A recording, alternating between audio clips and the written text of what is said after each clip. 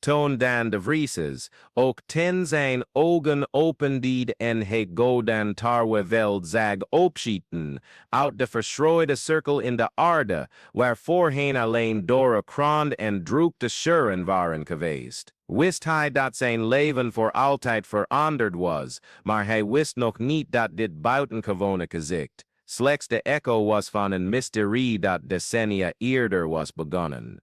3 maanden voordat transformerende moment liep, dan door de stoffige straten van Zonneveld, een klein dorpje in de Achterhoek dat in de tijd leek te zijn bleven steken. Zijn gekoude handen hielden een vergeelde envelop vast met de akte van het goedkoopste stuk grond in de streek, €20 voor 50 hectare schijnbaar verlaten land. De buren keken hem aan met een mengeling van medelijden en nieuwsgierigheid. Dat erf is vervloekt, fluisterde mevrouw Jansen terwijl ze de stoep voor haar huis veegde. Niemand kan daar langer dan een maand blijven. Dan glimlachte slechts droevig en liep verder. Op 42-jarige leeftijd, nadat hij Sarah en Tom verloren had bij het ongeluk dat hem nog steeds achtervolgde, geloofde hij niet meer in vloeken, alleen in tweede kansen en in de wanhopige behoefte om opnieuw te beginnen. Verwek van de herinneringen die hem in de grote stad verstikten. De belachelijk lage prijs van het land schrok hem niet af. Het was eigenlijk alles wat hij zich kon veroorloven na het afbetalen van de medische en begrafeniskosten die zijn spaargeld hadden verwoest. De eerste keer dat Dan op het erf zette, voelde hij iets vreemds, niet bepaald vijandigheid, maar een gevoel dat hij werd bekeken. De vegetatie groeide wild verstrenkeld tussen de verlaten gebouwen. Een houten schuur met losse planken die kraakten in de wind, een hoofdhuis met gebroken ramen die leken op lege ogen en diverse kleinere bouwwerken bedekt met klimplanten die ze bijna onherkenbaar maakten. De stilte was diep, alleen onderbroken door het verre gezang van vogels en het gefluister van droge bladeren. Het is perfect, mompelde hij tegen zichzelf, diep ademhalend de vochtige, aardeachtige lucht in. Voor het eerst in maanden voelde Dan dat hij zonder nachtmerries kon slapen. De eerste dagen waren gewijd aan een basisopruiming. Dan werkte van 's ochtends vroeg tot zonsondergang, takken verwijderde, hekken repareerde en probeerde het hoofdhuis bewoonbaar te maken. Er zat een troostende routine in het fysieke werk, zijn handen bloedden, zijn spieren deden pijn, maar zijn geest vond eindelijk momenten van rust. 's avonds, zittend op het geïmproviseerde veranda met een kop opgewarmde koffie, keek hij naar de eindeloze horizon. En voelde hij dat hij misschien wel, iets dat leek op een leven kon herbouwen. Op de 5e nacht had hij zijn eerste droom. Dan liep door een gouden veld onder een stormhemel. Voor hem stond een imposante figuur, een zwarte stier, kolossaal, met ogen die schitterden als vloeibaar amber. Het dier toonde geen agressie, integendeel er was een bijna heilige sereniteit in zijn aanwezigheid. In de droom stak Dan zijn hand uit en de stier naderde, waardoor hij zijn voorhoofd kon aanraken. Bij dat contact overspoelden hem herinneringen die niet de zijne waren. Mannen van voorbije generaties, oude rituelen, in diepe connectie tussen de aarde en degenen die haar echt respecteerden. Hij schrok wakker, zijn hart bonkte hard. Het was slechts een droom, probeerde hij zichzelf te overtuigen, maar het gevoel van realiteit was verontrustend. De ogen van de stier leken vertrouwd, geladen met een melancholische wijsheid die hem deed denken aan Tom. Zijn zoon had diezelfde blik in zijn laatste ogenblikken, toen hij zijn hand in het ziekenhuis vasthield en zei: "Peep, wees niet verdrietig. Ik zal altijd bij je zijn, op een andere manier." De volgende ochtend besloot Dan de hoofdschuur gedetailleerder te onderzoeken. De structuur was groter dan hij van buitenaf leek, met een hoog plafond gedragen door eiken balken die met stille waardigheid de tijd hadden doorstaan. Terwijl hij rommel en dode bladeren verwijderde, merkte hij een onregelmatigheid in de vloer op. Sommige planken leken nieuwer dan andere en vormden een bijna perfecte rechthoek. Geïntrigeerd pakte Dan een breekijzer en begon hij voorzichtig de planken op te tillen. Daaronder ontdekte hij een roestig metalen luik. Zijn handen trilden lichtjes toen hij aan de oude hendel draaide. Een koude lucht met een metaalachtige geur steeg op uit het donkere gat, waardoor hij even aarzelde. Maar de nieuwsgierigheid won het. Met een zaklamp in de hand daalde dan de stenen treden af die naar de kelder leidden. Wat hij daar beneden zag, deed hem aan zijn eigen geestelijke gezondheid twijfelen. In het midden van de ondergrondse ruimte, alleen verlicht door de trillende straal van zijn zaklamp, stond de stier uit zijn dromen. Echt, immens kalm ademhalend, alsof hij al decennia op hem wachtte. Zijn amber ogen ontmoetten die van Daan, en opnieuw vestigde zich die onverklaarbare connectie. Het dier zat niet vast, er waren geen kettingen, poorten of enige structuur die zijn aanwezigheid daar kon verklaren. Het was alsof hij gewoon tot die plek behoorde, een stille bewaker van heimen, die in de tijd begraven lagen. Daan viel op zijn knieën, niet uit angst, maar uit een overweldigende emotie, die hij niet kon benoemen. Je bent echt, fluisterde hij, en de stier knikte lichtjes, alsof hij het bevestigde. Op dat moment begreep Daan dat hij een onzichtbare lijn had overschreden tussen de wereld die hij kende en iets veel dieper en mysterieuzer. In de dagen die volgden begonnen vreemde verschijnselen te gebeuren. Planten die tientallen jaren dood waren geweest, begonnen weer te ontkiemen. Wilde dieren die al jaren niet meer in de omgeving waren gezien, keerden terug. Herten die rustig in de weiden graasten, konijnen die tussen de bomen renden, en zelfs een paar adelaars die hun nest bouwden op de top van de schuur. Het was alsof de aanwezigheid van de stier een slapende levenskracht in de aarde had gewekt. Daan ging elke ochtend en middag naar de kelder. Hij probeerde het dier nooit aan te raken, maar ze vestigden een stille routine van wederzijdse erkenning. Hij sprak met de stier over Sarah en Tom, over zijn verdriet en zijn hoop op een nieuw begin. Het dier luisterde, zijn ogen straalden een begrip uit dat verder ging dan woorden. De eerste bezoekers kwamen in de derde week. Mevrouw Jansen kwam langs met een appeltaart en heel veel vragen. Daan lieverd, zei ze, om zich heen kijkend met een mengeling van fascinatie en nervositeit. De dieren in de hele omgeving gedragen zich rauw. Mijn kat, die al 2 jaar niet meer buiten kwam, heeft de hele nacht gemauwd richting jouw boerderij. En Jake Mulder zweert dat hij jouw schapen zag lopen, in een lange rij over de weg, alsof ze ergens naartoe werden geroepen. Daan zonk koffie in en luisterde geduldig, maar hij vertelde niets over de stier.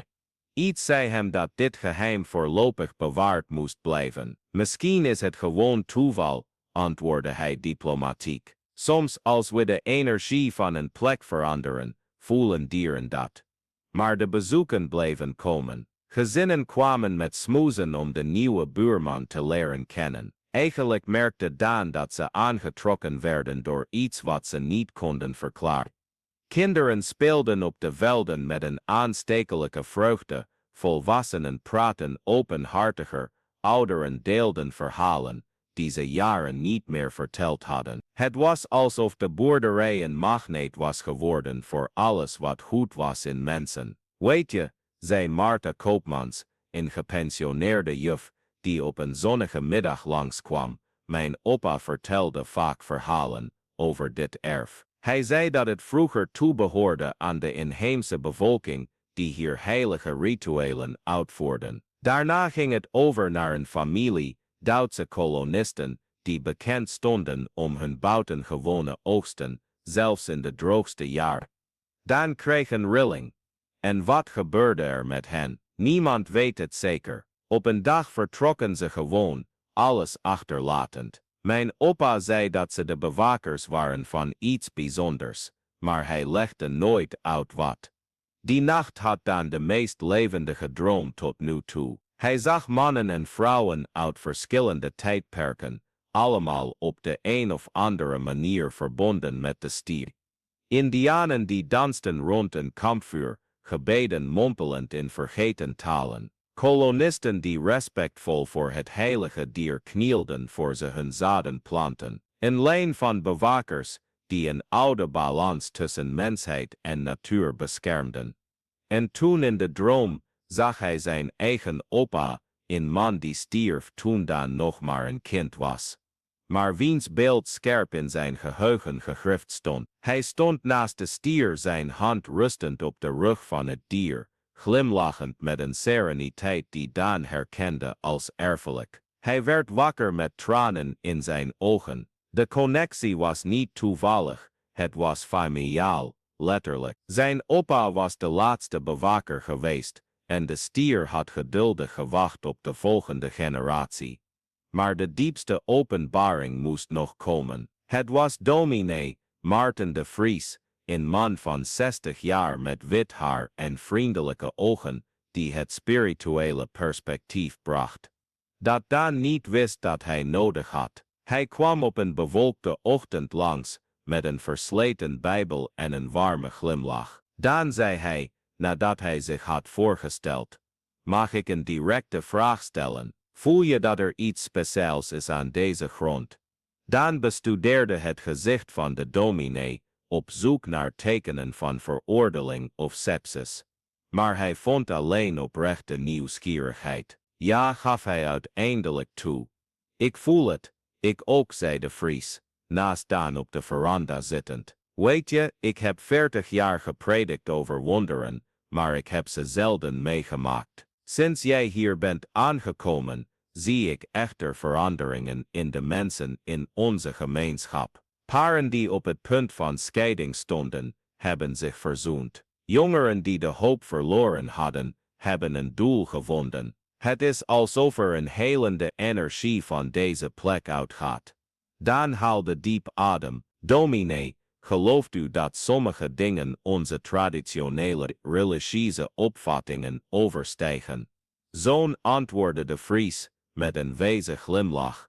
Ik geloof dat het heilige zich manifesteert op manieren die ons beperkte denken niet altijd kan categoriseren. Als er goedheid, genezing en hoop bij betrokken zijn, dan is er God, ongeacht de vorm die het aanneemt.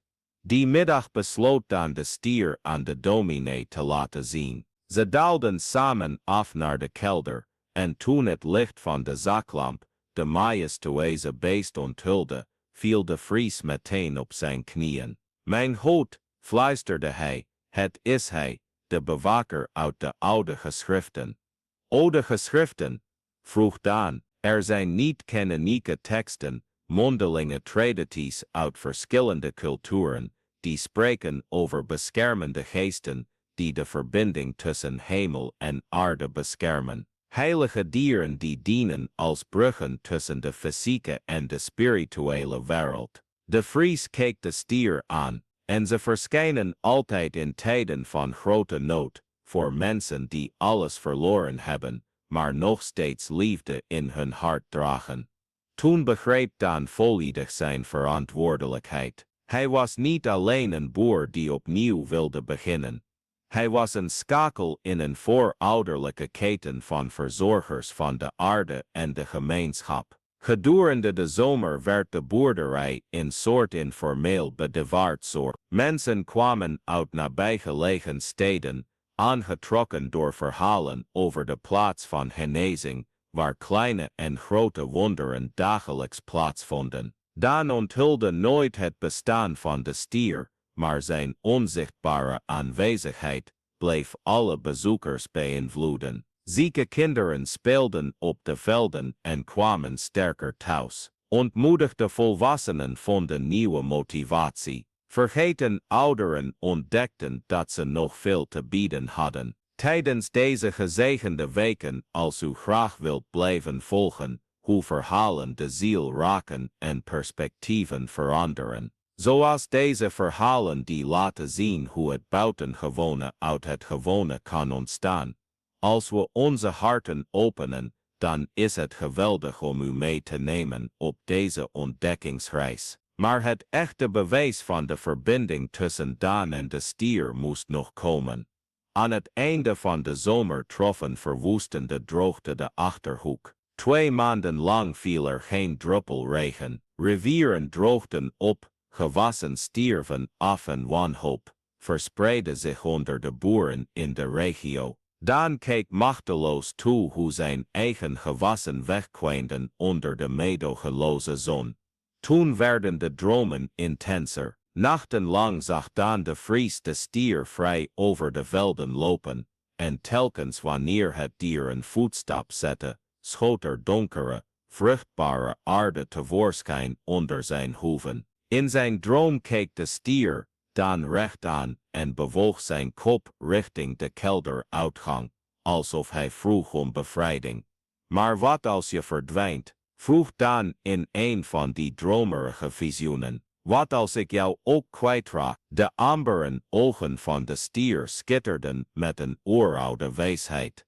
En Daan hoorde een stem die nergens vandaan en overal tegelijk kwam. Zoontje, ware liefde, raak je niet kwijt als je haar vergeeft. Ze vermenigvuldigt zich op de morgen van de derde maand van de droogte, toen de wanhoop bij de boeren tastbaar werd, en sommigen spraken over het verlaten van hun eigendommen, nam Daan de moeilijkste beslissing van zijn leven. Hij daalde af naar de kelder, keek de stier voor de laatste keer aan als zijn beschermer. Ik vertrouw op je, en ik vertrouw op wat je vertegenwoordigt.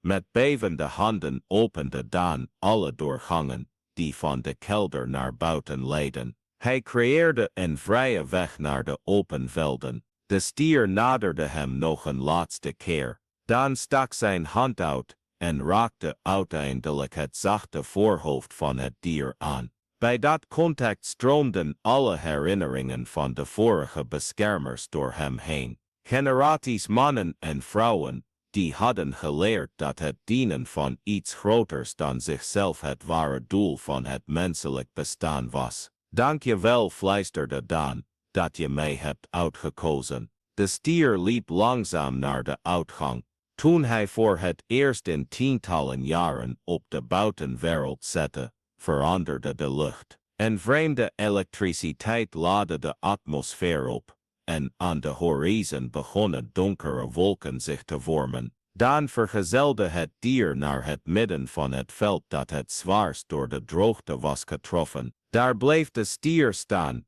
keek nog een laatste keer naar Daan, en verdween gewoon, niet in een dramatische explosie of flis van licht, maar alsof hij geleidelijk in de lucht oploste, alleen een gevoel van liefdevolle aanwezigheid en eeuwige bescherming achterlatend. Waar de stier had gestaan, vormde zich een perfecte cirkel in de aarde, niet verbrand door de verwoesting, maar gemarkeerd door transformatie. En toen, alsof de hemel op dat moment had gewacht, begon het te regenen. Het was geen vriendelijke motregen, maar een stortbui die 3 dagen en 3 nachten duurde en leven terugbracht in de hele regio. Toen het eindelijk stopte, liep Daan naar de cirkel in het veld en vond iets dat hem deed huilen van vreugde. Kleine groene skruiten die uit de grond kwamen, die snel groeiden en zich veranderden in de meest gouden en weelderige tarwe die hij ooit had gezien. In de weken die volgden, verspreidde het nieuws van het wonder van Zonneveld zich. Journalisten kwamen van ver om de buitengewone oogst te documenteren, die de lokale economie redden. Wetenschappers probeerden het fenomeen te verklaren, maar hun theorieën klonken hol vergeleken met de eenvoudige waarheid, die alle inwoners voelden. Iets heiligs had die grond aangeraakt. Daan werd bekend als de bewaarder van de aarde, een titel die hij met nederigheid en verantwoordelijkheid aanvaardde. Hij bleef bezoekers ontvangen, gastvrijheid en wijsheid bieden die hij had verworven door verlies en genezing. Hij droomde nooit meer van de stier,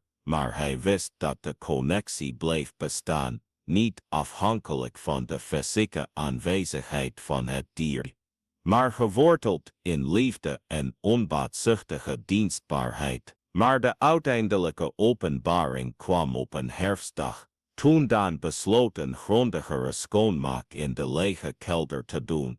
Terwijl hij loszittende planken in een verborgen muur verwijderde, vond hij een roestige metalen kist. Daarin verpakt in gauwliet linnen zat een zwart-wit foto. De foto toonde een man van middelbare leeftijd, lachend, met zijn hand op de rug van een majestueuze zwarte stier.